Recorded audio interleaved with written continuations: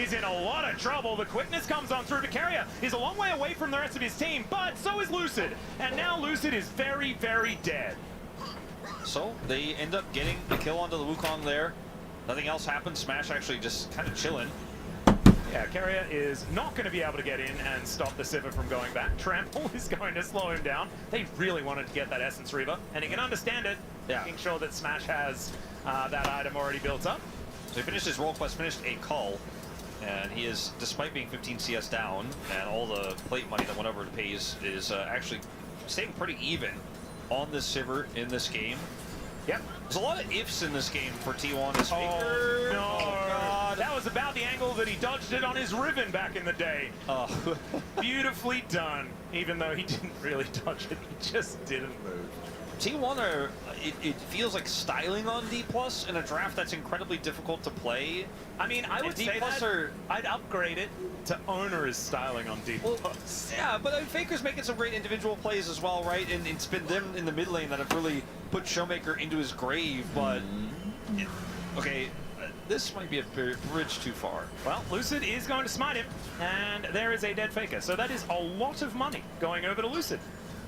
What did Faker mean by this? It's a good question, Atlas. They deserved it, right? Because it was so close in the early game. T1 so you know what? You deserve it. They're certainly making it harder for themselves with the draft and some of these choices than it necessarily needs to be. But this was great, right? Okay, this was great. Gets behind him. Showmaker's a little greedy. Got the kill. We can cut the tape. We can cut the tape. We can cut the tape. He was just greedy for a plate. That happens. As now Doran is going to steal away an Unbreakable Will. And I don't think it's going to last long enough. He is level 11, so he gets a better one. He's 5 levels ahead of the support.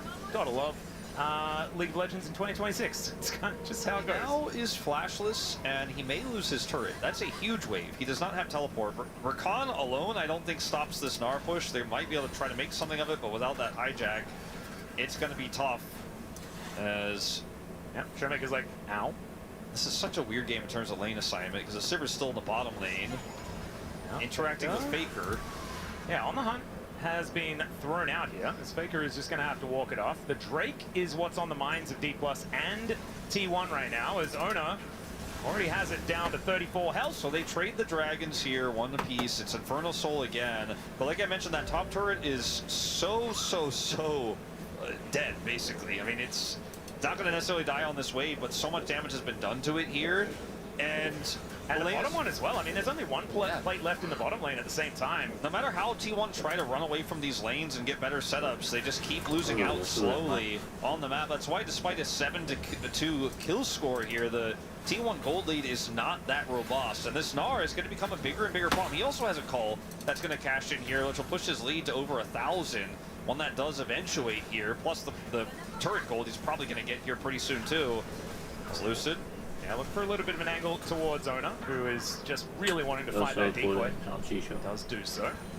And even though Showmaker is 800 gold behind, he is a damage dealer in this game, and so they need to use this Galio and the jungle control they've had this game to keep this lead.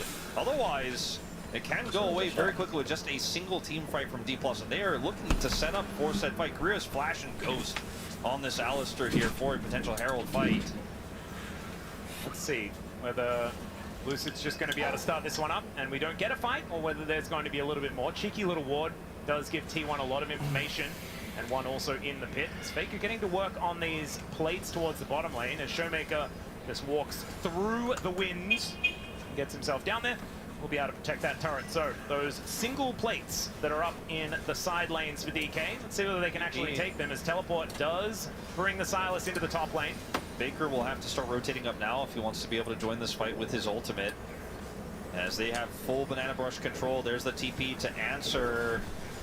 Yeah, Lucid moving on in there, but this Rift Herald is down very low. Teleport does get Showmaker up there, as there is the Cyclone. Grim Deliverance comes on down. Red Rise is pretty good, as now Carrier just getting himself out of there. Justice Punch comes on through, but we have the Rift Herald taken here by Lucid, and now Faker is in no man's land. In the meantime, Smash just taking matters into his own hands, and so is Faker actually. It's taking a long time for him to go down, as she will finally find the Hyper Proc, and down goes the Gal. should waste no time, and they're going to put down the Rift Herald. Wolf, are you hearing it?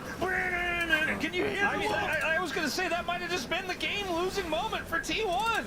They had no right to fight the way they did, to fight that Herald with a setup they didn't have, frankly. I was going to say with the setup they had, they didn't really have one. And obviously with no teleport for the Galio, it takes Faker so long to get up there. Like, look at how this breaks out here. T1 are here first, technically, but Lucid has the angle here. Doran cannot join. The Pulp comes through, and the Galio ult is so late here. The fight is practically already over. And where's the damage here for T1? Varus has used his buttons, and Smash is like, I'm Sivir. My buttons are a right click or an A click. I'm going to do the damage. Faker's an ice on the other side after his ult. Has no damage to offer here.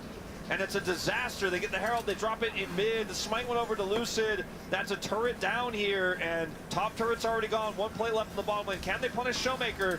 Yes, they can, as he's going to get pulled back. Carrier moving over. Lucid not going to be able to help. And the snake goes down.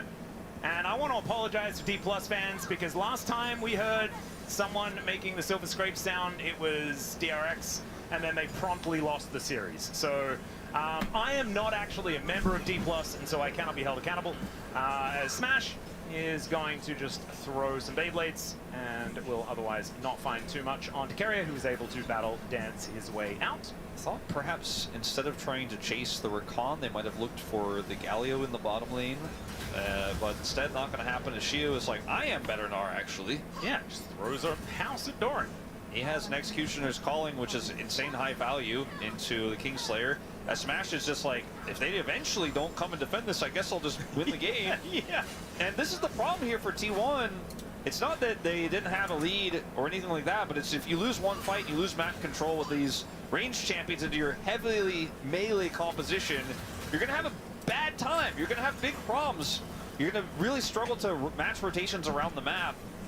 And with this Alistar here, with Flash also, there's so many engage tools for D+ to get on top of the one real damage threat. Because yes, Sylas, he could be a damage threat, but in this game, we're just kind of still waiting for that. We're imagining it. He does have the Arm Guard, which is going to be some extra safety, maybe some extra power in an upcoming scrappy fight. T1 do have prio for this Dragon, at least for the moment. Showmaker does not have TP, so see if T1 can make something happen here with this window they have. Ooh, Smash actually finding a fair bit of damage onto Carrier, but he's able to get himself out. Looks like the answer is position pretty strong. Looks like the answer, Atlas, is no. If they were going to try to make something happen, they've just conceded control. Doran doesn't have TP, so they may just try to slow this down and get a topside turret. And Showmaker just completed his Seraphs as well, so he's pretty strong with these two items, pretty stacked up. 7 stacks on the Rod of Ages.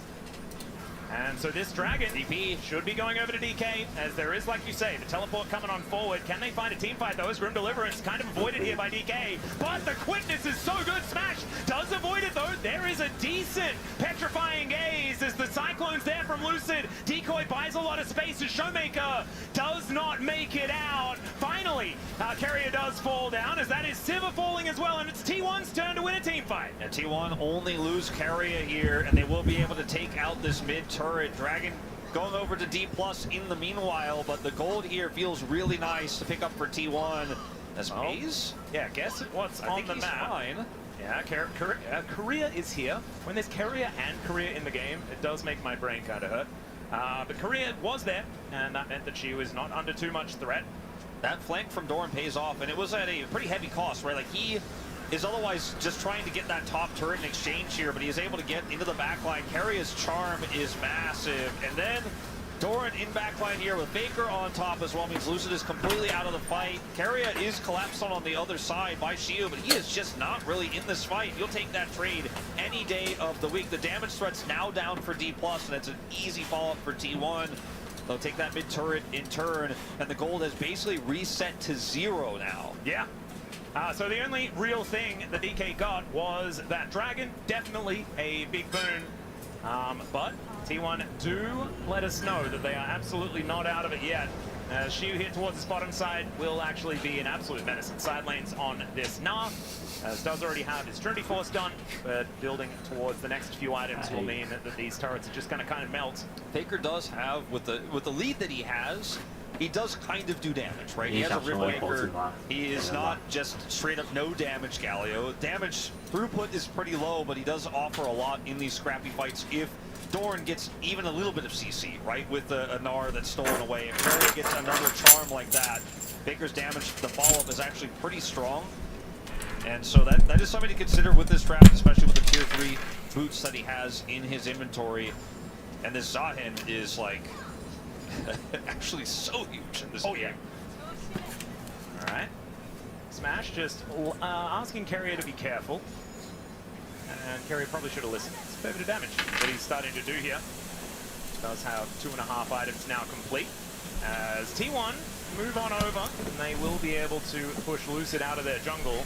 In the meantime, though, it is Xiu here in this side lane. Does know the pace is coming over. He does blast his way back towards the mid lane as soon as he is spotted. T+ are just playing this style again where they have really good wave clear and they just push through mid and pull T1 around the map. And like the side lane power that Xiu has over Doran this time around is really working a treat because he has so much agency here. He's even going to try to steal that buff away, the blue buff there on the bottom side, and I think we'll potentially just get away with it. T1 cannot match. Showmaker gets some extra time here as Rod completes. He's now even in levels with Faker, has had a lot of time inside as well despite being down 30 CS. He is eventually going to farm up, be a damage threat later. I feel like D+ have really figured out how to, in these awkward positions in the game where T1 wins a fight, gets a little bit of punch back, reset, get back control of the map. It's often just straight up push through mid and respond in sides and make sure that T1 have to wrap around and have a numbers advantage. Then you back away, you get vision, you kind of rinse and repeat. We saw it in the last game. Worked really well here. And T1 still have a gold lead. Faker is still 2,000 gold ahead. But so is Xiu, so there's some paperweights on both sides. Yeah, and that's why everything is still very, very even, as Miasma, very annoying for Carrier. So it doesn't matter how far behind Showmaker is, he will have value in this game. As Lucid, we're going to try and turn this, and Smash is there, on the hunt is popped, and Ona has to Grim deliver himself away from the situation. That his ulti's traded, but you'd probably say that it was a bit of a trade up there for DK as she buys some space in the side lane and just gnaws away Doran because you may as well. When you have trades that win like that and Owner doesn't have his ult anymore, you're like, well, we got the range champions. You guys really don't, so I'm going to start putting deep vision into your jungle. I'm going to let this Sivir rip through another wave in the mid lane. I'm going to let this Gnar push. Well, Chains are not going to connect, but the Gnar does. Xiu does have a blast cone as well, and so he can use that to get himself out of there. Sorry, Valdez. Now the disengage cone is just perfect. But the one thing I want to say, Wolf, is that it's T1, and this comp has no Baron damage. It's just kind of abysmal at doing exactly what T1 wants to do every game. It really doesn't, and you can see that, yes, they were able to get Xiu's flash there, and he blast cones away, but that meant that Showmaker got an extra wave on the top side, right? Like, there's a push and pull to how D+ play through this Sivir in the mid lane. Sivir now on 3 items, going to have much more damage output, much more consistent damage output than the Varus in fights, especially in the melees, where the ricochet value is going to be insanely high. Yeah, I favor the position here of D+ right now, especially because it's now Soul Point that's on the cards for them. They're going to get a TP out of Doran here, and T1 have to rush over, and the timing is pretty thin.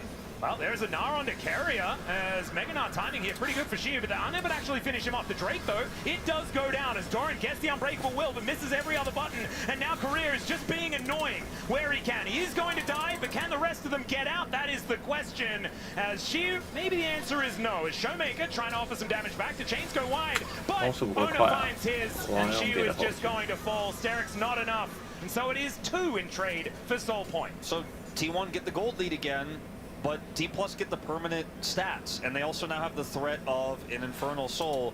And if this comp was a comp that could do Baron, you wouldn't be talking about the gold, you'd be talking about the dead top laner and how a Baron could be possible.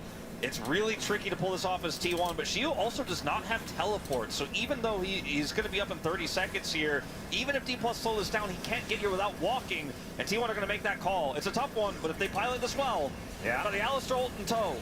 It's going to take a while for it to go down as Chains of Corruption hits a decoy. Let's see whether Lucid can utilize that as they do get the vision of this Baron.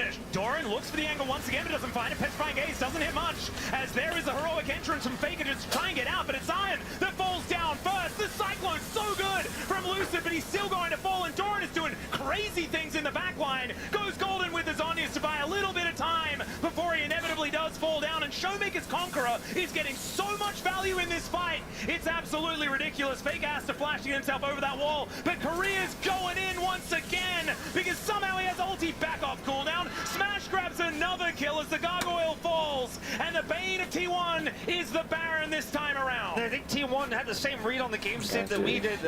Game was really slipping out of their hands, and they needed to make an aggressive call with no Gnar there. But the setup was so good for D+. And look, they get the dragon here. Keria is in this tussle. They're able to collapse on and kill Shiu. But the question is it all worth it here with how much is gained on this dragon? I think T1 decided it's not enough for us. I want to go for Baron after this. Showmaker tries to peel here, does a lot of damage, right? But there's nothing they can do. Shiu is going to go down without flash in this scenario in every single case. But what happens next here is, look where Showmaker is. He has ult, he has flash, he could be such a big threat. They have to somehow zone him away. As in live, we are seeing D+ group here, but look, they want to try to zone Showmaker away. He flashes here, gets the ult onto Keria, but it's the front line here of D+ that keeps Smash so relevant, and the Cyclone from Lucid is so high value as Bees can't rejoin the fight. And did he cut down Ona in the sky as he was ulting out? It was kind of insane. And Showmaker, you mentioned the Conqueror value. There's just not any damage anymore once his Varus is gone, whereas Smash and Showmaker are laughing all the way to the bank. Career makes the call to go in knowing there is just not going to be enough to trade and push them back. So D+ end up winning a huge fight here post-Dragon. They're on Infernal Soul Point. That next Dragon spawns in 2 minutes. Smash has the IE. Oh god. And this gold lead here for D+, again, it's small, but comp-wise, I really still favor them. GA's now done for Lucid. Yeah, and if you're looking down the line at champions that are better later on in the game, Alistair pretty high up there. The Sivir pretty high up there. Wukong, massive value. Gnar in side lanes, especially with good Gnar control, can join team fights and also be fantastic. He's almost got towards that wit's end at the same time. And that'll mean that even into a Galio or a Sylas, he is very happy in those side lanes. So I do think that as this game goes on, it's going to get harder and harder for T1 with the amount of DPS that DK represent. And like you were saying this whole time, T1 have a melee composition. They're into a Cassiopeia. And also a ricocheting level 16 Sivir that has 4 items. An IE completed.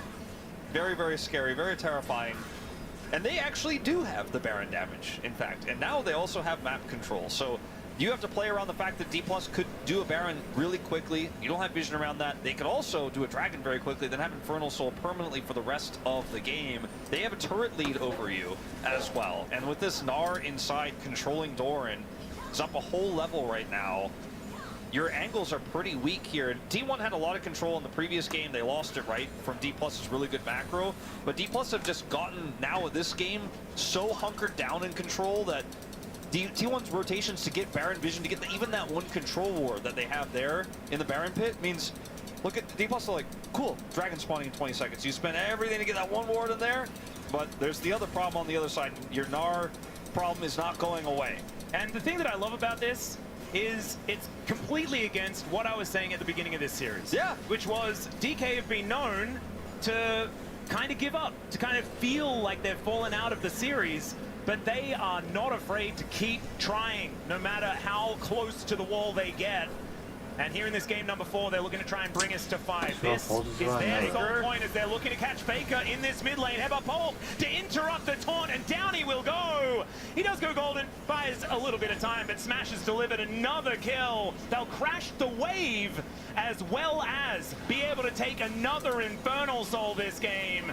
That was a huge moment, and I think a big turning point in this. As DK, 2,000 gold lead in Infernal Soul, that is massive advantage. How much of a momentum swing could you really, like to look at the series, especially with everything you've been saying about D+, which I think most people, especially D+ fans, will accept to be true, is that momentum is so important for this team. To go down 0-2 against T1 after getting 3-0 against them last time, and to bounce back, win Game 3, stomp the control of the mid game here in Game 4. Again, it's not over, but they have Infernal Soul in their pocket again here. To have this big momentum swing, potentially to be able to set up the reverse sweep, is kind of insane. We all, I think, expected that T1, I believe there was not even a single BNK predictor, right? We all expected T1 would be locked in for Hong Kong already. And then I think, again, we all expected that would be the case today as well. And now, D+ are changing the narrative.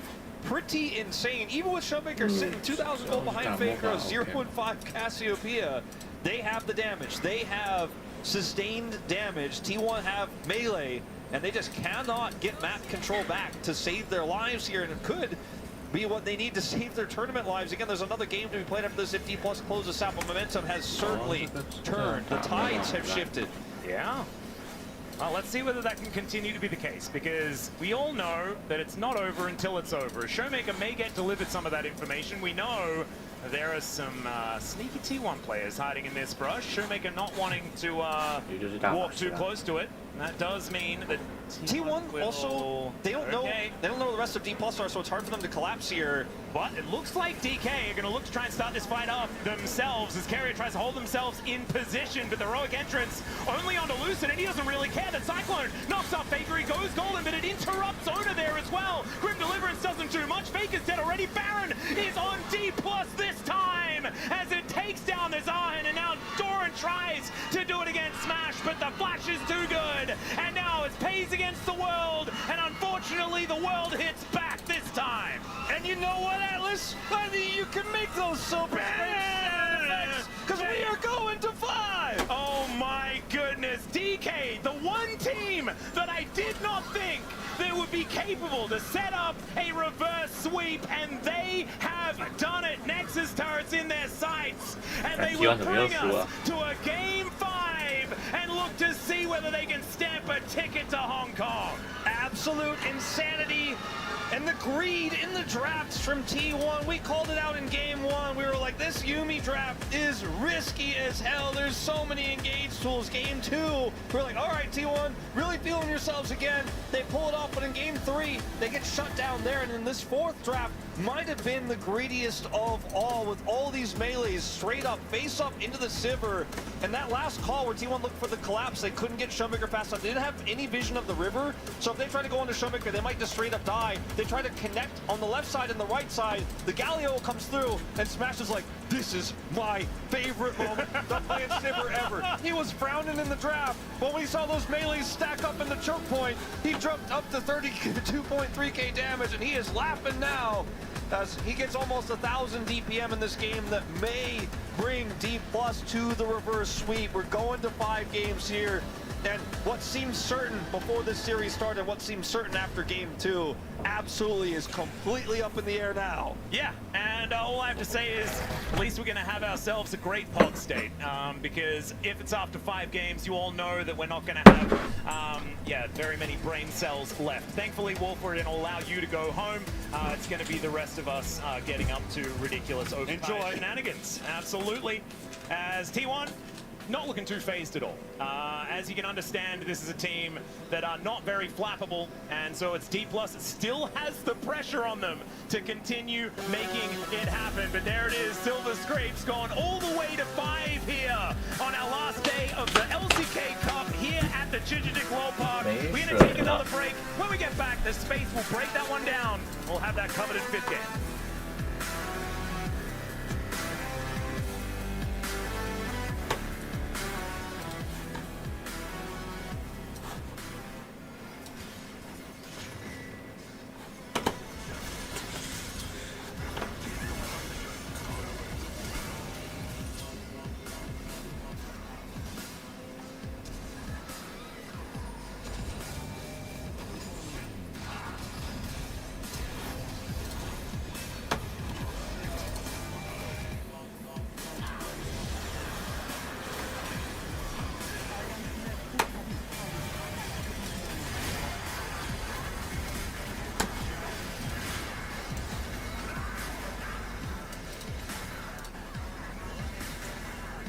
这个火之墙应该可以。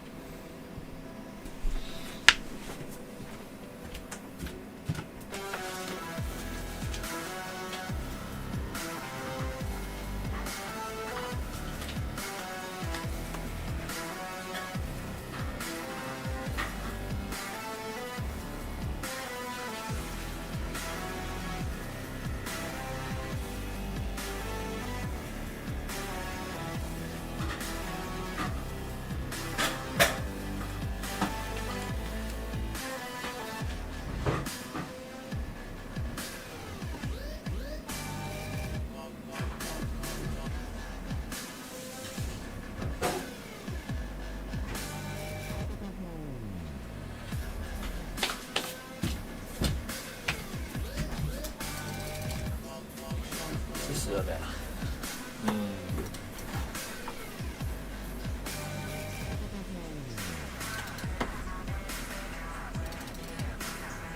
哎，是这个吗？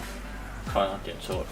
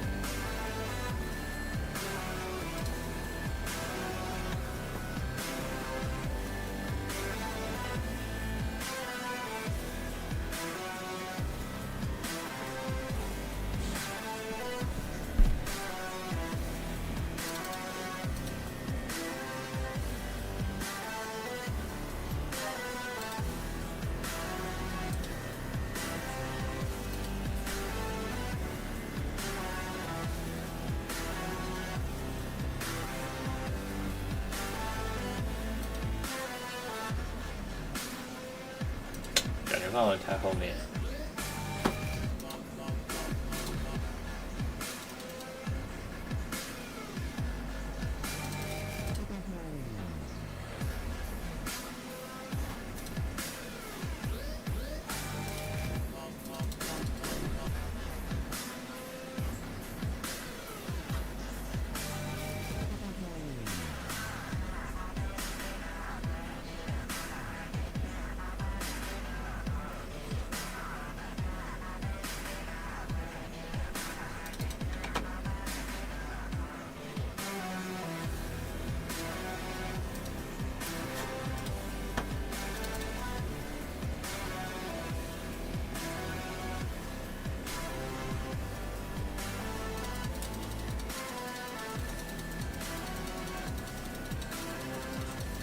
居然是鬼面啊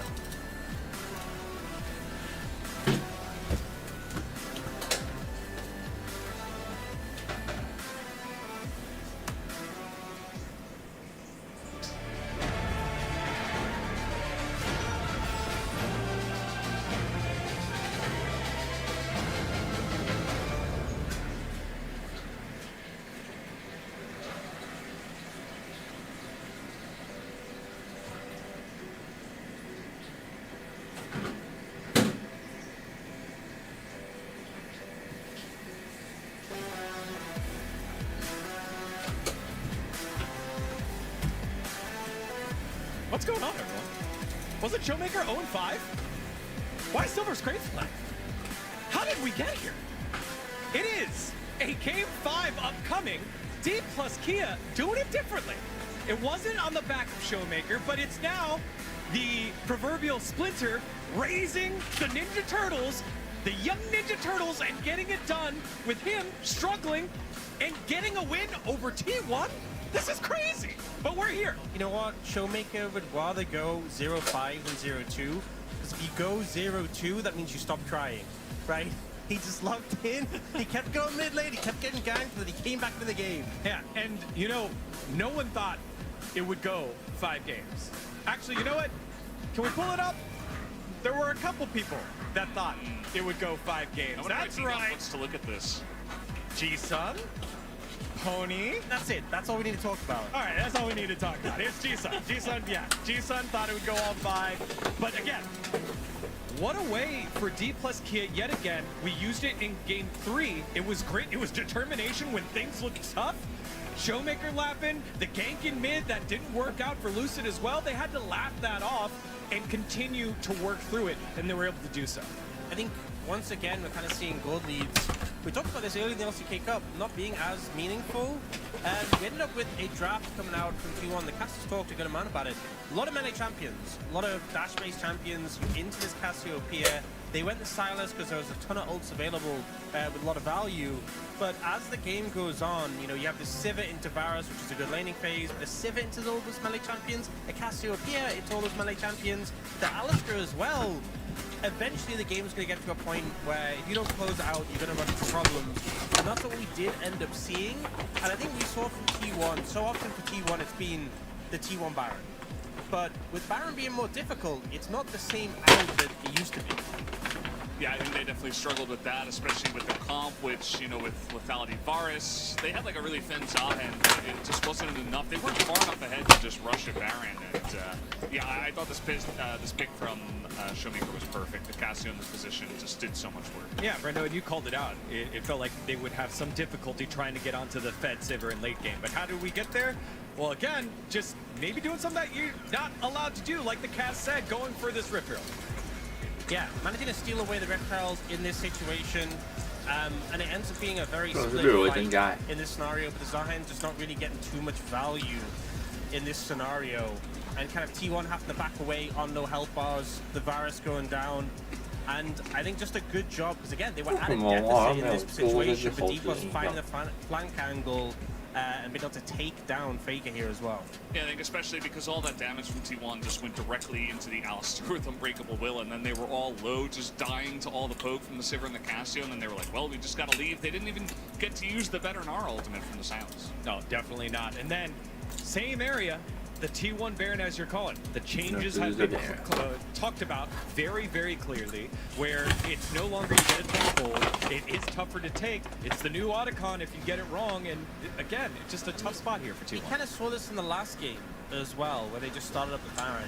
The big thing is that Oda was super fed at this point, and look how low he gets in this clip.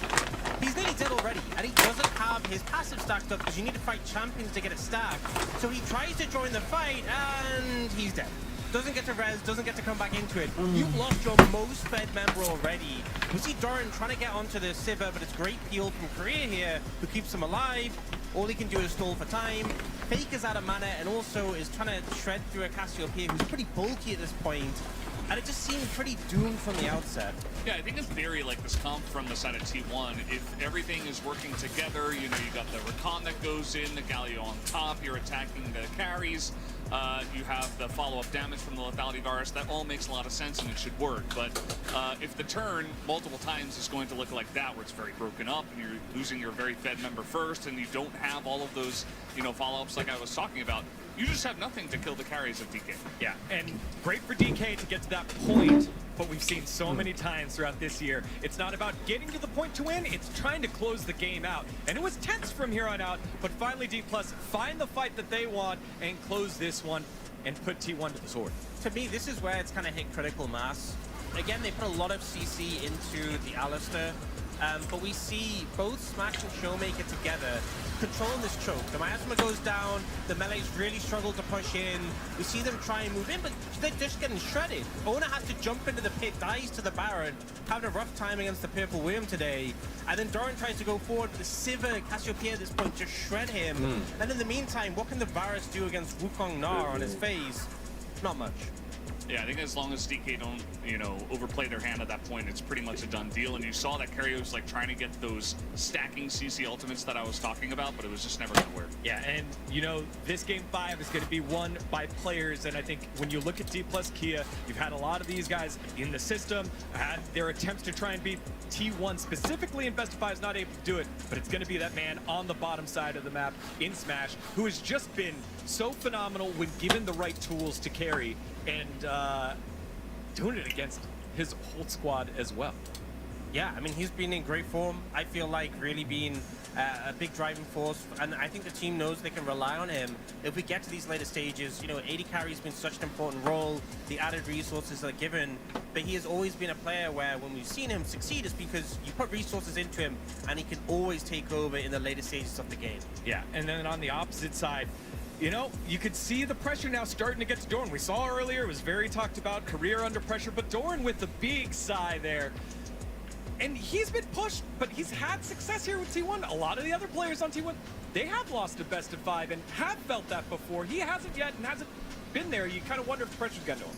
Yeah, I think the thing about Doran is that I feel like he's always nervous regardless of the situation. Like, he's going to play well regardless. So I see that and I'm like, oh yeah, that's just Doran. I'm not personally too worried about him under that much pressure, but Yeah, it does look rough. I think for T1, the key is continue playing well around Owner, who's playing really well. I think Hayes also had a pretty good beginning of the series, but Owner's really been the linchpin for this team. Not able to do enough on the Zahen, though. Yeah, I think when it comes to drafts, just have a little bit more insurance when it comes to scaling, and also dragons are the key. You're so hedged into these sort of Baron setups to win you the game, and I feel like they're just too flippy. Make sure you're locking down the dragons when you get that early lead, and you won't be forced to make these bold Baron plays keep backfiring. Hong Kong on the line here for both these squads. The last best of 5 victory for D+ Kia over T1 was in 2024, the Worlds qualifier. Can Showmaker and the squad complete the reverse sweep, or will T1 continue the dominance? Let's find out as we send it over to Atlas and Wolf. Yes, it is time to check in with the circus to see whether it is still allowing admission or whether T1 are going to stop that and just say, no. We are going to Hong Kong and just lock in. We have seen it so many times. We know it is prophesized that T1 just dangles victory in front of their opposition and snatches it away. It is so interesting to see the T1 crowd as well.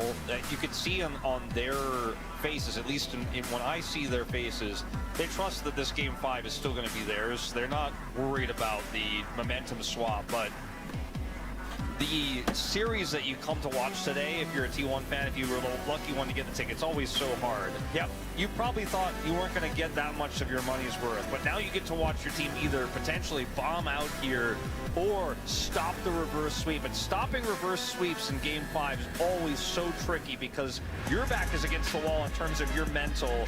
We are now fearlessly banned from 40 champions here.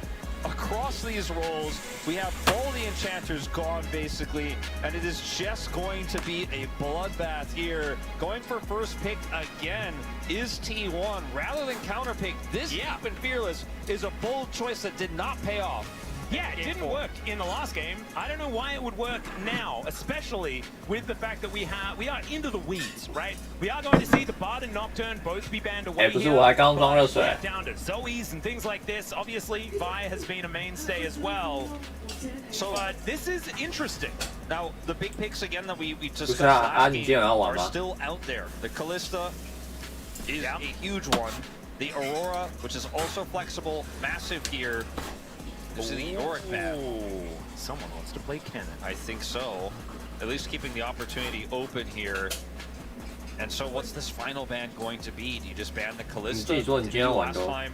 Aurora was what they banned in the last game. But they might, you know, Ziggs was banned in the last game and as the well. Aurora again. All right, so that one is going to go. But now what is the first pick? What did T1 want to get? Yeah, this is the question that I don't want to even speculate about. I want to see what T1 thinks is the call here. First pick would be Netflix 账号会免费， Oh 好像可以免费，可以免费玩这个游戏。那我记得我放一个link在你的 Epic Game 里面。And we will pick them up. Let's see what Q wants to do though, because we can see he's not exactly too unhappy about the whole scenario. Well, he has 啊， been known 你意思 to 说 play 这个游戏没有花钱买 long 的价值 response, 吗 but the Aurora is gone. 这个游戏当然有花钱买的价值。看起来很像是让我找广告会叫你玩。才没有好不好？这个游戏不需要那个，不需要看广告 Going 就 to 可以 look 玩。 for a 这个游 side 戏 lane 是那 win 种广 here. 告会叫你玩的游戏，不 Can you 是 top 需要 match 看 up 广告 into 而是 the 广 kind 告 of 会 boss 叫你 because 玩 you 的。 我 don't 不能 have your 允 miss 许你 every 误这个 single 游戏， time. 这个游戏 But let's see 我 what 不是 Lucid 说 wants to 超 do. 棒。 Xintao is obviously not there, so double circle's not going to be available. Sejuani could be pretty high up in the stocks here if you can 任何 draft 说 around it with the Gwen in the top lane. 猴子射气球是烂游 But 戏 it's 的人都 difficult 是 to 我的 lock 敌 down 人 a cannon there. Instead, we're just going to see the Aatrox. And this is without Seraphine as well, which has been another. It's the Aatrox and the Mundo that have really found the most success with that Seraphine. They pivot though to bottom side control and put the real push onto career. But this is what you can do at blue side where you can see one on the other and you go all in on Callista Renata. Yeah. Understandable, and there's not a whole lot of good options here into it. Oh, Smash. Just show us your Draven.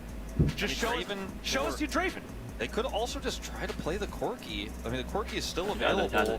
Honestly, Corki Corki Nico pretty good. Pretty good if you can hit the roots, if you can play through your support, if you trust career. Nah, give me the Draven. If you Give me the Draven. If you trust career. It's MF instead. I mean, it kind of does a similar thing and does have a lot of strong lane presence in the earlier stages. I want to see them build around this Wombo combo, though.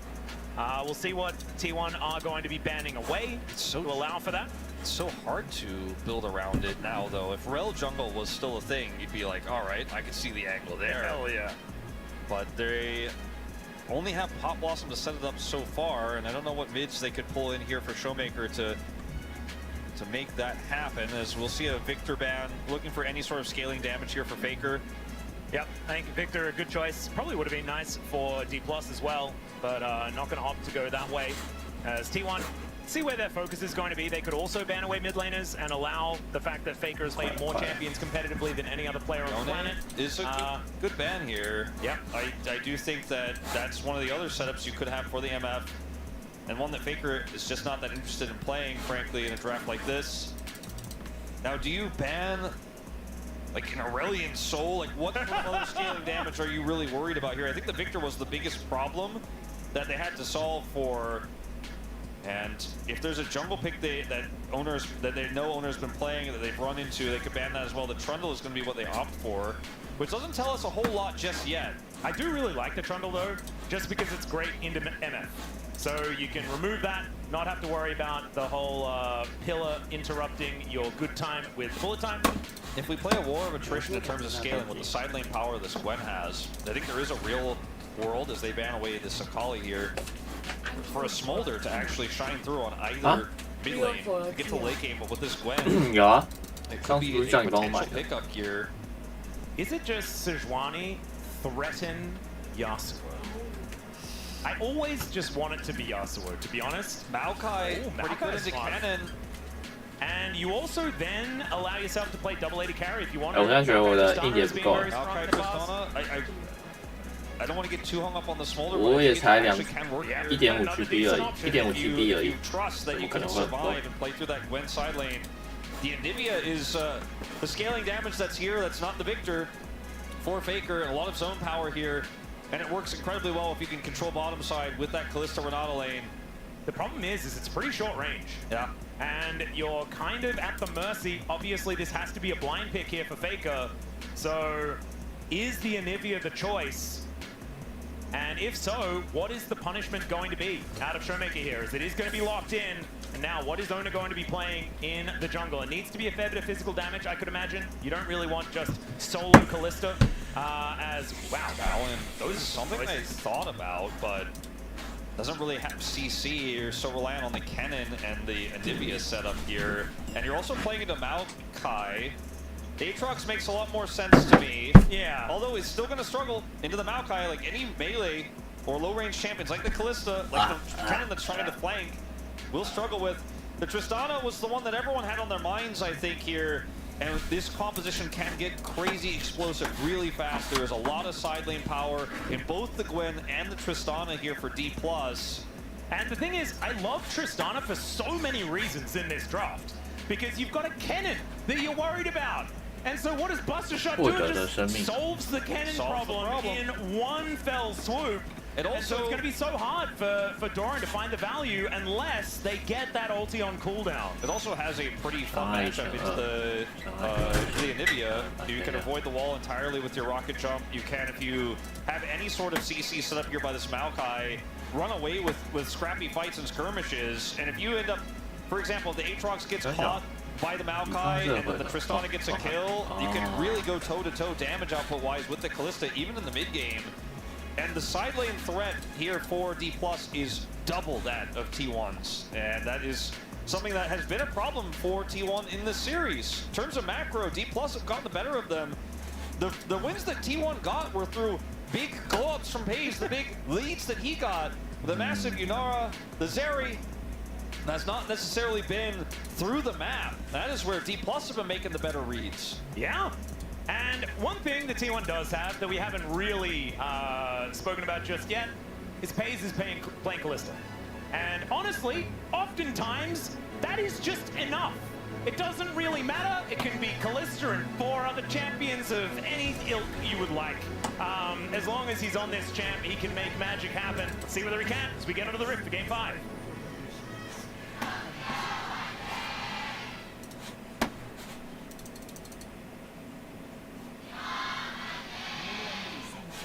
One of the times where you are a little bit sad that Faker never uses skins. Because I think base Anivia is probably one of the worst.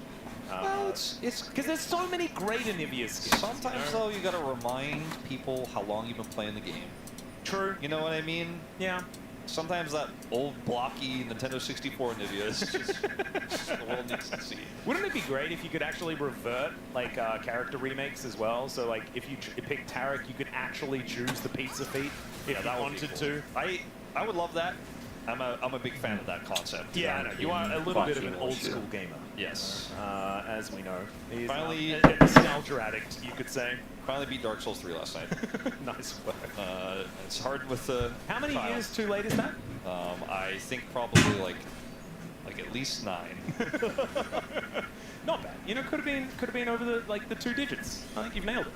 That's beautifully done. As Showmaker is going to jump in on top of Faker. He will take an entire explosive charge. Not feel too psyched about the whole situation here, but he's got a full wave to eat. And I think the Anivia should at least be able to keep up in farm. The Prio in mid is going to also allow Lucid to get very aggressive in the jungle, starting with the Raptor camp of Owner here right away. Owner is also on the bottom side of the map, playing through the bottom side of Prio. Yeah. Helping to generate. It feels like DK actually got the read this time around. It was Lucid that did this on the Aatrox into, I believe, a Sejuani, as Faker is taking a lot of damage, but Owner is going to come out of the enemy jungle. That's a flash from Showmaker. I'm not sure about that one, and now he's just really dead. Oh, he gets the egg. There you go. Okay. Not sure if Faker should have allowed that. But also, like, look at Showmaker's face. He's like, you saw nothing, guys. Yes, because that flash was crazy. All right, now on the other side of things, this is what I was going to say, with the pathing of Lucid, it also punishes the Kennen lane here if he can get over in time. There's a ward, and because he wasn't actually able to clear fast enough to come over here before Owner obviously could come and look for a potential punish in this slower gank that would have to eventuate. He can't actually commit further. That's where I had my eyes before we saw the all-in there from Showmaker, which was well played, but now Faker has flash advantage and only is down an egg. Yeah, there is also the fact that Red actually didn't get taken. So it should be a 3-buff start here for Owner as well, which is fantastic, as we see this once again. Flash for us there to stun up Showmaker, but I don't know about the flash. You know, he did at least manage to get the egg, but he didn't get the flash. So Faker is still kind of fine. Now, he's still Tristana into Anivia, and Anivia got a Dark Seal and a Tear. So, you know, you can continue to try to push your advantage here. It's not the end of the world. It's not like, oh, Tristana died, so that's the end of that. But, yeah, not going to have as much power as he would have otherwise liked to. And in this bottom lane, we'll see how much Career can hit, because that's really the determining factor as to whether Smash and Career can actually fight back into this Kalista lane. And they at least do have a lane that can be pretty powerful in the early stages. MF Nico is not bad at all. But Pace and Carrier, we know what they can do, and it's about the all-ins once level 6 hits. You know, it's like when you can find hostile takeover angles, when Carrier can play completely off-the-wall aggressive because he's got Fate's Call available. That's when things get really frightening. And Pop Blossom into bullet time and stuff like that also, obviously, incredibly powerful if you can set up. I think a little bit trickier to pull off than, you know, looking for a handshake play that can otherwise be non-committal but feel very safe because of the Fate's Call. And for team fights and scrappy things like that we will see start to happen when this first dragon spawns and elsewise post 6, that's where the combos are really going to be actually real. As you know, you don't have to necessarily hit the enemy support who has Fate's Call, but maybe you hit Faker or maybe you hit Owner, you know, and catch him off guard and end up securing objectives. Speaking of objectives, I don't think Lucid's getting much right now. Yeah, Bramble Smash does push Owner away, plus 10 damage, by the way, everyone.抢到了. As Owner he has Flash, might be able to force a Flash out of Lucid, but decides not to. He is just going to enter the enemy jungle, which is right now pretty empty. Alright, things slow down for a minute. Owner is going to check ward here. 超级脆弱. Control ward. Still will come over here to annoy Shiu and clear it. Yep. Thorn went for Ignite, so there's a lot of extra pressure there. Ow. Showmaker taking so much damage. So close to 6, but just not there. And that could have actually been a kill with the Buster Shot. As Doran now with control of this wave, he will have control. But as you can see, she was actually doing just fine. Finally, level 6 is picked up for Showmaker. We know that Buster Shot is going to be so important, especially later on. But even here in the lane, threatening Faker is going to be a big deal. And also for safety, as Needlework comes out, Doran trying to get out of here. Does have the flash available, but snip, snip, and the stun. So she was going to have to get out of there. Thankfully, the turret didn't get too mad at him. As Doran, still with the Ignite in hand. Shio doesn't have to teleport either, but is going to be able to stay in this lane. TP, speaking of, going out for Showmaker here as T1 try to take this dragon. And I think they should be able to get it here. There's just no real way to close the gap for D+. Showmaker's TP, obviously, is too lane, isn't going to get him there any faster. They didn't have bottom side prio, nor do they have those critical ults for the skirmishes we were just discussing to come over there and kind of try to cheat their way into a dragon contest. So that is going to be first dragon over to T1.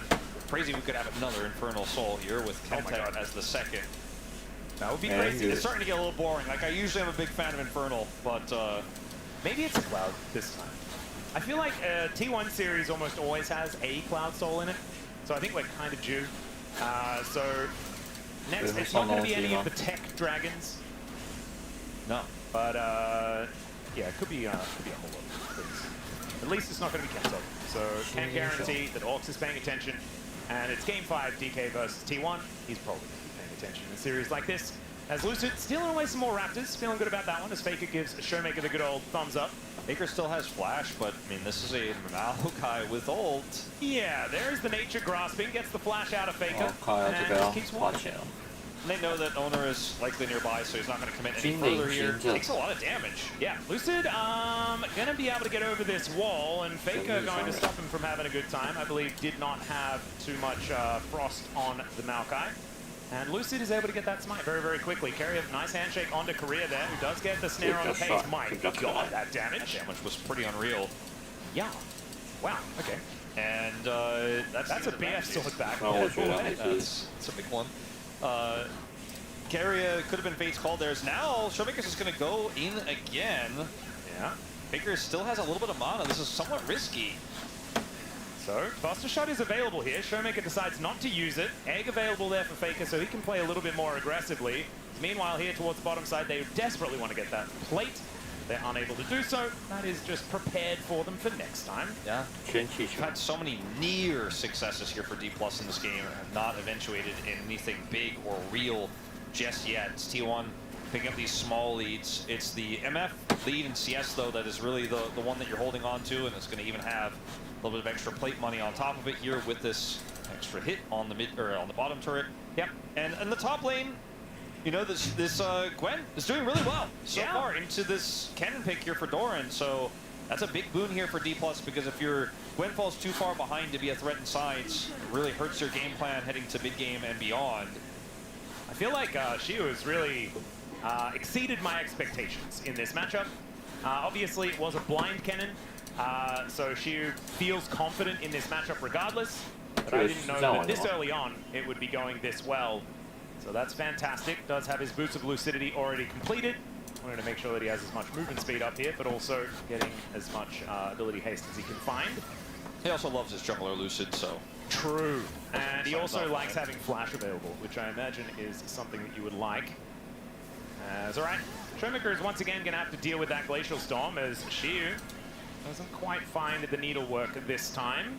Have a scary moment there for Doran if he wants to try to go back in with the Maokai so close by. T1 gonna try to look for something here on the bottom side, I suppose, but Faker just gonna leave, and I think that'll probably be the end of the aggression. A lot of pings going down here. Yeah, they are aware that Pays and Carrier are otherwise missing here. There just isn't really anywhere for them to go, so handled it well, and now this Gwen has 3 grubs, so that's very good for D+. Also, Tristana has 3 grubs, so side lane win cons I was talking about before, very strong here for D+, now significantly empowered. Yeah, and Actually, are these the first grubs that D+ have been able to take so far this series? Sort of feels like to me. Is now Doran may be in trouble. The nature is grasping as Shiu gets stunned up. Does he have the snips? The answer is yes. Lucid going to be the one to lock down that kill, as now we are one apiece between these two teams in Game 5. And DK getting the money where they want it. Although I guess Lucid getting the kill is not great, but Shiu getting any sort of advantage is exactly what D+ want. Yeah. Who would have thought that this Maokai pick would come out again? Was what B&K used to great effect against T1 last time. It's Lucid playing it now with Chronicler watching on as an ex-LCK commentator who was very critical of Lucid's Maokai throughout the early days of his career, but making a huge impact here already in this game. As we're 1-on-1 apiece, T1 with a small gold lead, but I can't help but feel like the grub value here is going to be out of control as long as D+ get a chance to utilize it, especially when you have moments like this where Doran's pushed off the map. He drops his ultimate here. Shiu has to flash because he's in turret range. Doran plays this actually really well. He does not quite have enough damage even with the ignite. Yeah, didn't quite get there. But still, that is a fair bit invested. We'll see whether there is sort of a turnaround gank or something like that. But right now you can see this dragon is getting started up. And it looks like D+ are not going to contest it. Lucid up here towards the top side of the map. And so Chemtech Dragon going to be picked up here by T1. The argument, give me the cloud for Mountain. Okay. Mountain, okay. The argument for not going for the contest here for D+ is just that they think they're going to have a little bit more scaling range damage here with this Tristana later on. They don't want to fight into this Callista early, especially without setup there on the bottom side of the map. So they instead just index through top side. Well, Needlewood comes out yet again and just kills him! Solamolo for Shiu! And the entirety of this side of Lolpark, we're on the D+ side, just erupted in the Shiu chant. That was very cool. Very cool indeed. And that's 2 deaths for Doran on this Kennen. The last time he played Kennen, he had a great game on it. This is not looking the same type of scenario here, as he has this as counter pick to the Gwen. Fell behind and now gets solo killed. And with 3 grubs working on this turret, it's an extra plate going over to Shiu as well. He finds himself 1,000 gold ahead. As we'll watch this again, goes in on the Kennen, even though he's stunned, gets the fully stacked Q, drops the ult out, hits it twice, and 3rd time's the charm. That was beautifully played. And looking very cool, calm, and collected. Yeah, not getting too excited about it, knowing there's a lot of League of Legends left to play here in this game, but oh yeah, that's the kind of mindset you want to have. Showmaker going to get comboed here by Faker. Finds the stun there as well. And that is a lot of damage out of this Anivia. And Faker still without an item built up just yet. Same can be said for Showmaker at the moment, but he's just wanting to clear out waves and draw beads and things like that. Indeed. As that drawer bead is the name of Tristana's passive. Yeah. I feel like I haven't actually explained that in a very long time. I don't know, I was kind of thinking about abacuses for some reason when you said that. I was like, yeah, he's going to get a lot of money. He's going to calculate, like, I have 3 grubs, so how much turret gold can I get? Yes, in the lore, Tristana is actually an accountant. Yes. And so, yes, very much about those beads. A bit of a roam up from Carrier to the top lane, really trying to patch this hole that is the Kennen on his squad, which means that the Callista is isolated alone as well for a little bit. Faker's going to push this wave in, and he has TP and he can go into side, so it's not going to be like Carrier's wasting too much time here, but a bit of an opportunity if Shiu does try to go for a 3rd here onto Doran. Well, right now, Shiu is playing very respectfully. Oh, God. So Carrier not exactly with a lot of opportunity. This could work out, though. I think Shiu's like, all right, I waited long enough. Oh, in he goes. There's the Slicing Maelstrom. The Needlework comes out yet again. Fate's Call not doing a whole lot as he's looking to try and wipe out Doran, but he's not able to do so. That is the punish, and T1 are looking to continue pushing. Yeah, Faker just goes straight to the bottom lane here. Now, Smash is going to get some extra gold in mid. There's a hole there. Triple grubs. Yeah, it's pretty big damage, and it's going to be a Kennen TP to answer as Doran finishes his role quest here. And Pays should be able to get out no problem. Okay. And I guess it's just going to be a trade of plates here. We're now even on kills. And T1 with a little bit of a gold advantage. That was a really cool play from T1. They played it very patiently. They knew the Faker was going to be able to head to the bottom lane. They weren't going to lose too much for this with Doran being able to TP to catch mid. As yes, some money does go over to the MF, but I think this is a great way to turn things around in the top side and keep Doran relevant. And in this game, T1 leaning on Faker. And I think if anyone's to have a lead in a game 5 for T1, Faker is a pretty good option if you're a T1 fan. Yeah, he's been 40 pretty CS reliable. advantage as well in his wheelhouse, or this is not quite the wheelhouse situation. What is a wheelhouse again? In his Mao house? Yeah, that's right. It was Mao's house with wheels, but his name is Mao House, isn't it? I got it a little bit confused about the whole wheelhouse thing. That's what Valdez and... well, the Tridance can actually let us know exactly what's going on. Maybe I'll ask in the Pog State or something like that. Tune in to the next episode of the Pog State if you want to know about the wheelhouse conversation once more. Career is maybe thinking he can make a similar play to what Carrier just did, but there's a lot of deep vision. He cannot quite actually sneak his way over here to try to set a trap. Will be seen. Rift Herald is just taken, so that is another tool that D+ can use. I'm just not sure, like, there is the whole scaling conversation that we need to have. There's not a massive amount of range on T1 at the end of the game. Like, Tristana is going to be hitting from really far away. Side lane's going to be really hard to deal with this Gwen. And Maokai is always incredibly high value with that Nature's Grasp. But, like, the pace scenario this time around, T1 has got a lot of CC and sort of control, like zone control with the Anivia and the Kennen. Anivia lead doesn't mean that much when you're like, well, I've got a 1 stack on my Rod of Ages, and I have my upgraded boots and a Dark Seal and a fully stacked tier. Yeah. Whereas the Tristana's like, well, I still have a Kraken Slayer. I kind of actually can do a lot of damage in skirmishes and team fights, and I still kill turrets very quickly. So the lead doesn't matter that much right now, but if Faker gets a lot of extra time, like he just got that full topside turret, then he's going to be a huge damage threat later on. So D+ need to make something happen before that in this game, as we're going to have a bit of a scrap here. TP from Faker. This is going to be sole point for T1 if they can secure this, and they will now have that zoning Anivia here. I do think the D+ definitely need to fight for this one. Absolutely. They do have Lucid in position. He throws down the Rift Herald. Let's see whether he throws down the ulti here as well. Let's see how this one goes. There it is. Pop Blossom is going to be pushed away with the handshake, but Lucid gets in, steals away the dragon, and now Owner is trying to get himself out. Shiu running amok right in the middle of the fight, and the twisted advance, the bullet time, the combo from D+ is too good, and Shiu gets those scissors out and makes them work. The bottom is cut into pieces. It's a triple for the Gwen, and another one for Smash as well. 2 on the floor for D+ as well, but they get the steal, and they win the fight. They win the fight in a massive way. And this was a dragon stolen by Lucid, which, by the way, he has been pretty quick on the smite finger today. I mean, with sticks in it. There's also a 10 buff on the Bramble Smash Wolf. Yeah, but look at this red setup here. They still get it. I feel like this has happened way too much. Way too much over the last few days. They over-index way too hard into this top side of the fight, right into the bullet time. And Faker is just not able to do really enough damage at this stage in the game, and the Callista is down, the Dragon goes over, and a huge swing of momentum to D+ that would take a gold lead in this game.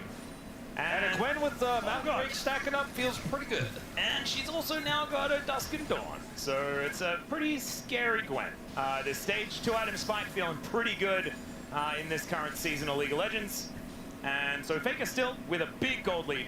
The problem is, the rest of D+ are looking very, very scary. And namely, that is Smash with 1,000 gold lead. His Collector is now done as well. And so these bullet times will really be hurting. But this Shiu, like, I just don't know what they're supposed to do about this Gwen in the side lane. Well, that's the thing, because there's also a Tristana in the side lane. Oh, yes. She's 1,600 gold behind Faker. But that doesn't necessarily matter if there's jungle attention. By the way, jungle attention to the top lane. And Owner is spotted out as he makes his way up here, so the little kitty cat going to be a good sentinel here. Career also does have his ult at the ready. Need to be very careful about how they fight this, as CC is Aatrox's worst enemy when he's trying to come over here and shadow these lanes. Man, like, I was just not expecting this level of discipline from D+ this late in this series. They want it so bad. Yeah, and they're not afraid to show that they want it this bad, you know? Because sometimes D+ sort of comes off as the cool kids at school that kind of think it looks cringe to try, you know? That's the vibe that it gives you, but not today. Not today at all. This is raw D+ showing that they want it.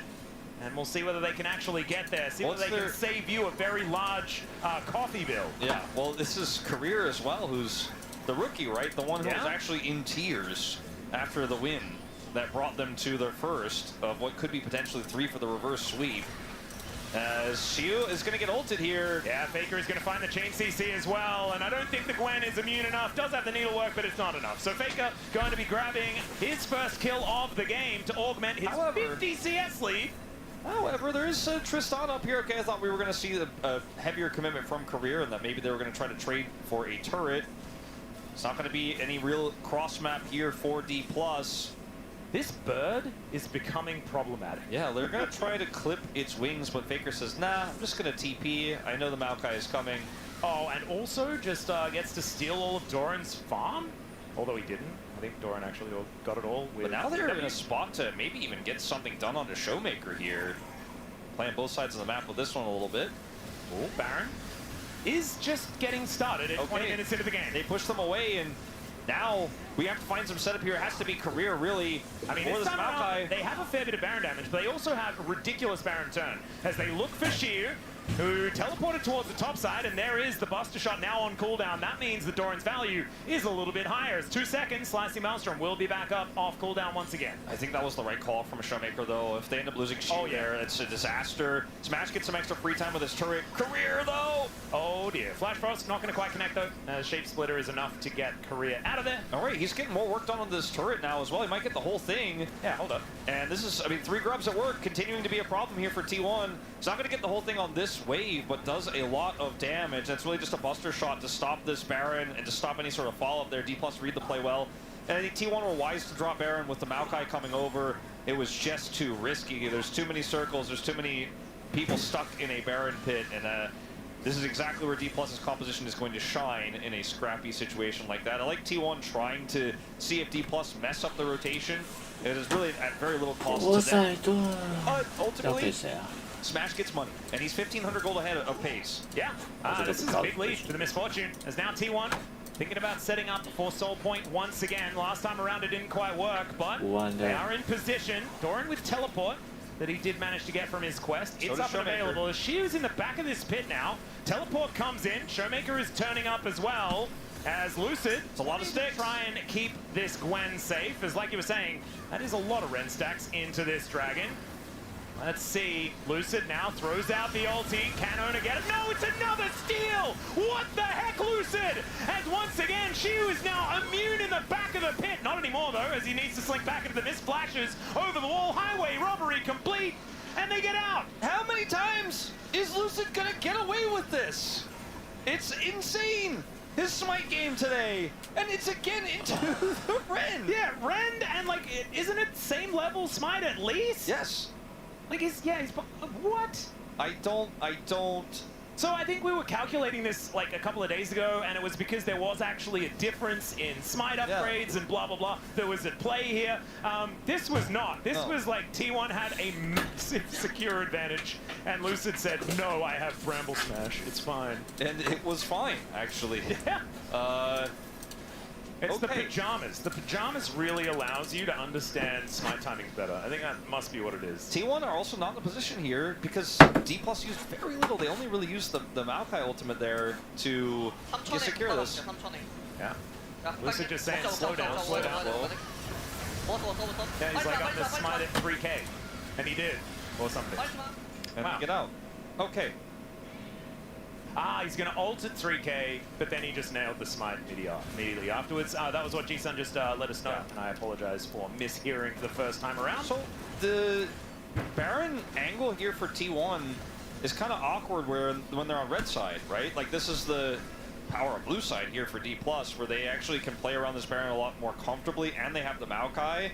So even when T1 get the better group and they have vision, they're like, I don't really like this angle.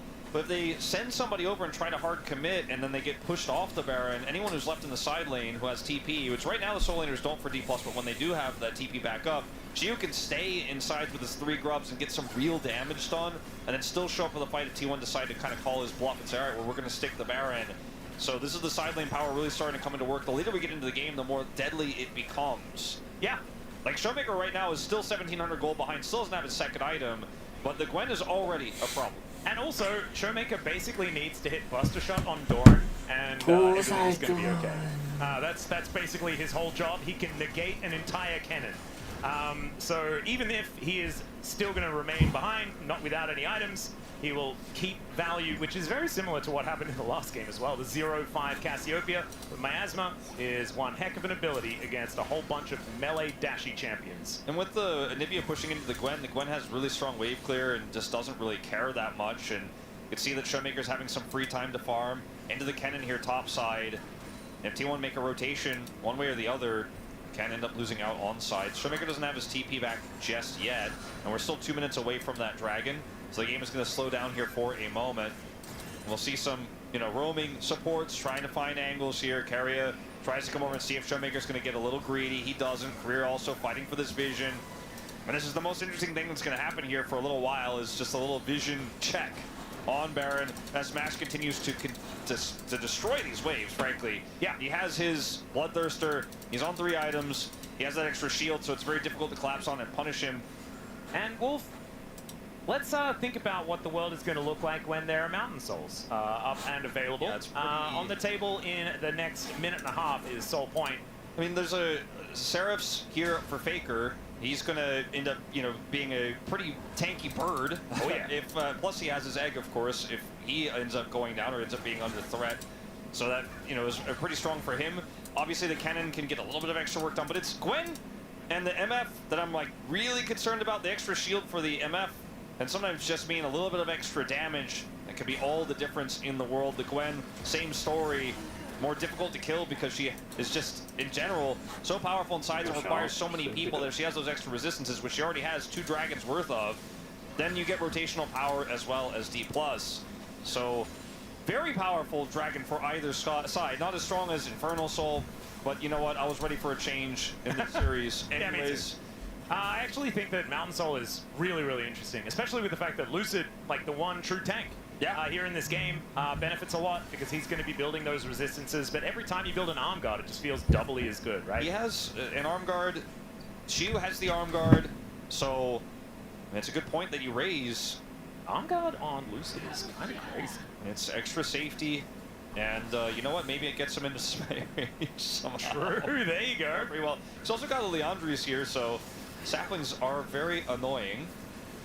Shiu is just ignoring damage at this point in time, electing not to press his Misty button. The agency that Lucid has versus what Owner has feels so much higher. He can warp the fight so much more than this Aatrox can. Yeah, and it's also so easy for DK to get information as well. They've got Shape Splitter, they've got saplings. You can always scout out the area even if you don't have wards. Found Doran. Speaking of which, yeah, Doran is just going to blow up. He flashes in, but the Buster Shot! They're playing tennis with a cannon! What is this? Why isn't Woodin working today? Oh my goodness, and now the Drake is going to be taken. That is triple Mountain Soul Point for DK. And T1 just couldn't make a choice. They were like, all right, we either have to save Doran and try to play through that bottom side scrap, or we got to hold Dragon. They did neither. Lucid didn't even have to ult.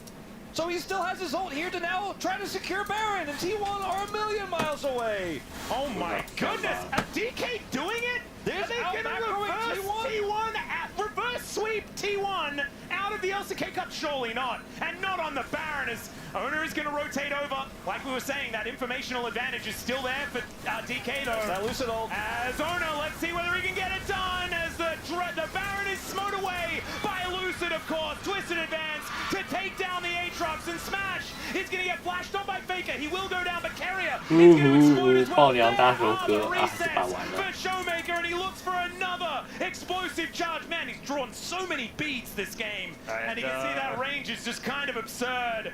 Rocket jump going to come in, and he gets another charge, and down he goes to the egg. Korea gets the information, and they will be able to take him down. So Baron for DK, and they'll get the prize in all of these kills, and a 5,000 gold advantage. And this is a Callisto Cup for T1. Getting back into this game is going to be nigh impossible, as Doran is also way up. Oh dear. Showmaker doesn't have Buster Shot, so no tennis.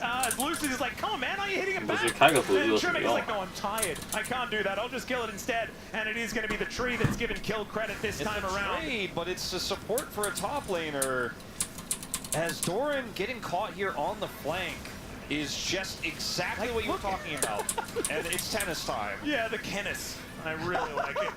That's from chat. That's from chat. That's not Okay. mine. All That's right. not mine, but it's fantastic. And then here, Owner gets into the pit, flashes early to make sure he doesn't get rooted out, but look at the smite, 65. 65. Miss today, Atlas. I mean, the problem is that Owner does miss today. Yeah, no, it's been quite a consistent problem.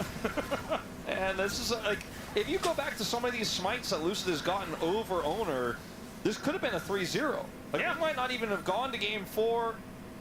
We might have been ever talking about this game and Fakers and Nivea and the Kenneth might not have ever even been conceptualized. Okay. Oh, we did be very sad about that. He's a big tennis fan. And now we're looking at a 6,000 gold lead for D+, a Callista that's trying to play into Maokai, and a Tristana that has so much range. Yeah, he's level 17. He's got the sniper item. He's ready to hit them hard. Feels like a pretty fantastic third item as well, because once you buy it, your passive is stacked up so far that you get the full value. Feels very, very nice. As Lucid able to get into the tiny little window to break those chains. But the bullet time is just thrown out. Faker is just dead. Pop lost him on it too. Korea, you absolute madman. He's over the wall. And now it is Korea falling, but it's totally worth it this time around as Doran, he comes in to try and save the play. The slicing Maelstrom is pretty powerful. Everyone's golden, but DK are the most gold today as Carrier walking back to the fountain, asking them to be gentle, and they're going to say absolutely not. Not today, because we are top 3 in the LCK Cup as DK book a ticket to Hong Kong. And Career can barely believe it. My God, this young man, look at CV Max glowing with pride.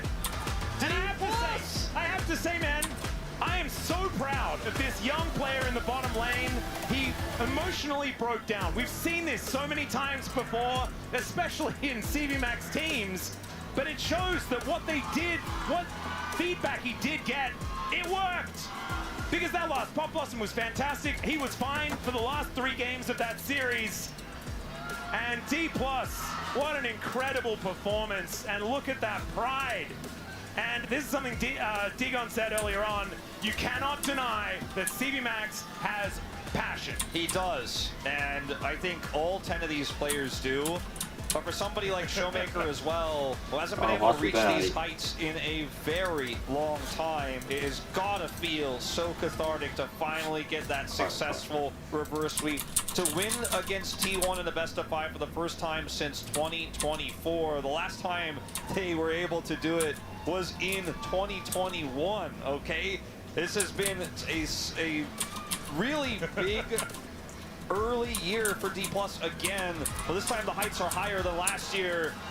And I gotta say, the way they played it was just out-macroing T1 and punishing some of these greedy drafts. And the confidence that D+ showed, the resilience that they showed, is something I think no one could have predicted. Not one person would have thought that they could do it. If not one non-D+ player or CV Max believed that they could win Game 3 reverse this series, but these 5 players did.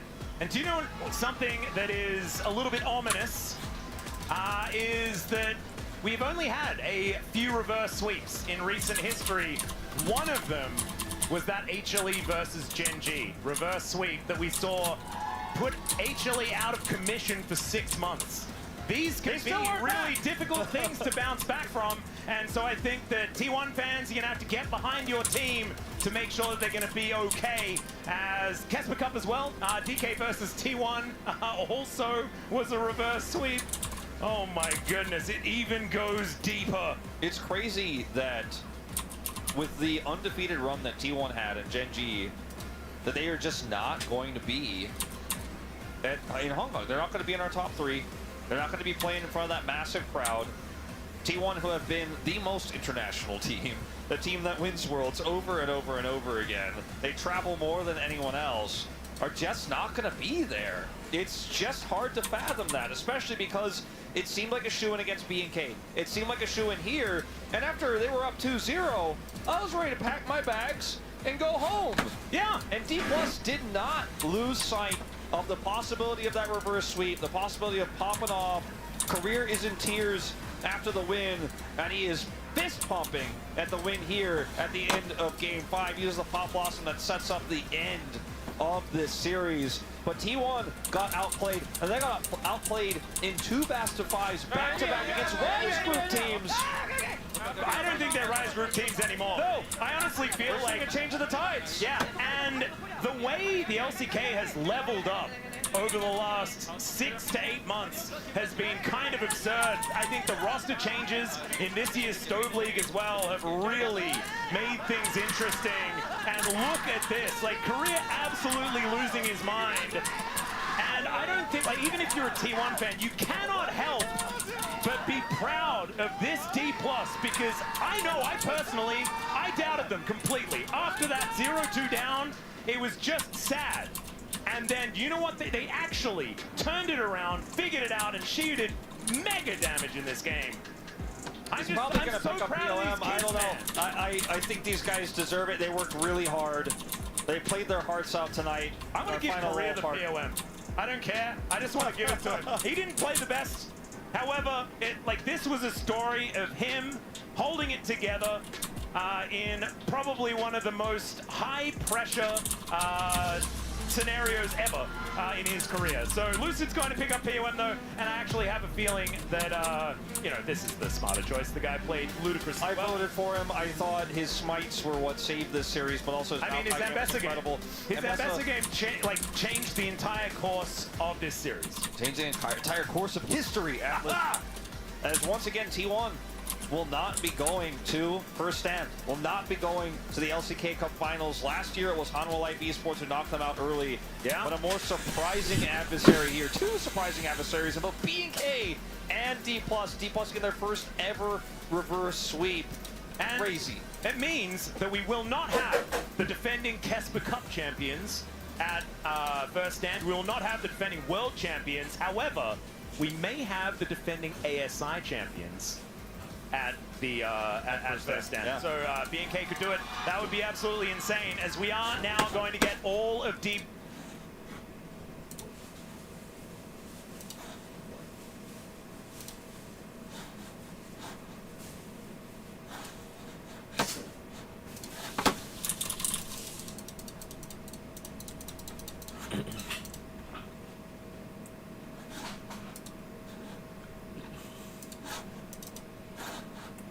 差一点点。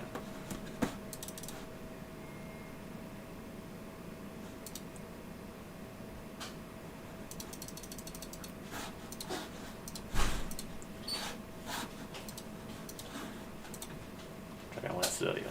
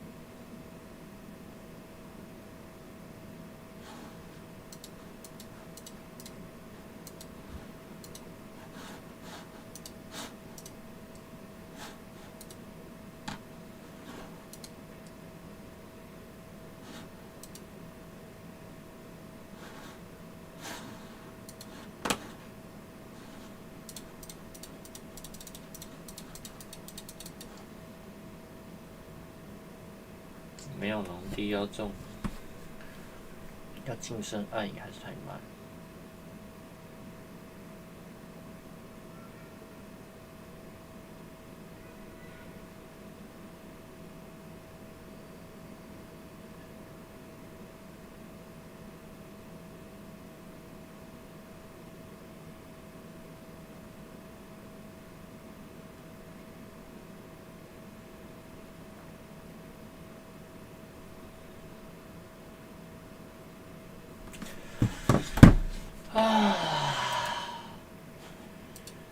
来到底会怎么样呢？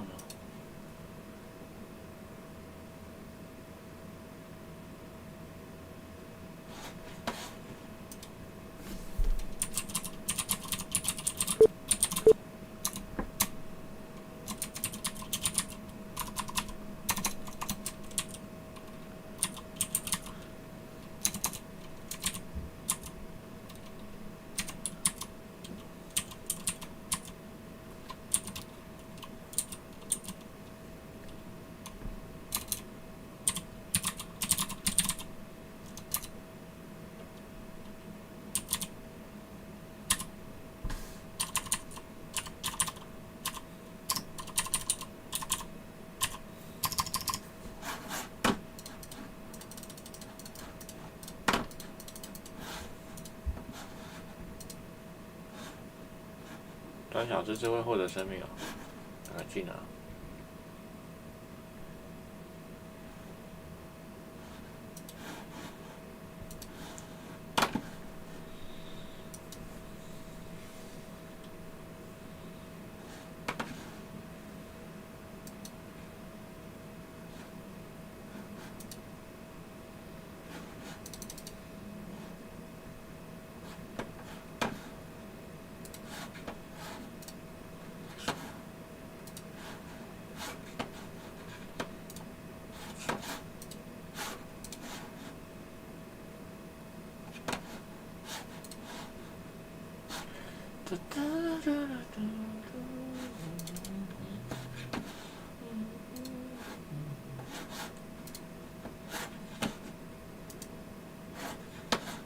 啊，想修了。